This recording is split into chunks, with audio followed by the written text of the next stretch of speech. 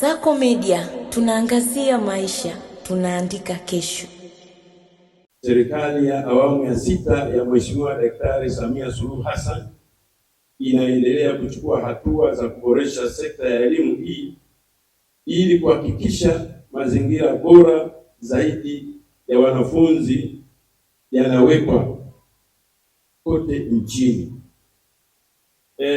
Asilimia kubwa ya ile asilimia ambayo tuliipata kwenye sensa ya mwaka 2022 kwamba tuna wananchi milioni 61, lakini asilimia zaidi ya 60 ni vijana. Kwa nguvu kazi kubwa ya nchi hii ni vijana. Vijana wasipotimiza wajibu wao kwa weledi na uadilifu mkubwa, taifa hili litaenda kuangamia. Kwa hiyo niendelee kusisitiza vijana wetu, mfanye kazi huko mnakoenda kwa uwajibikaji na weledi mkubwa.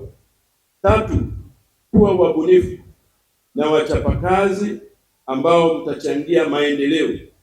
Dunia ya sasa inahitaji vijana wanaoweza kutatua changamoto kwa ubunifu, hasa katika nyanja za uchumi, teknolojia na ujasiriamali.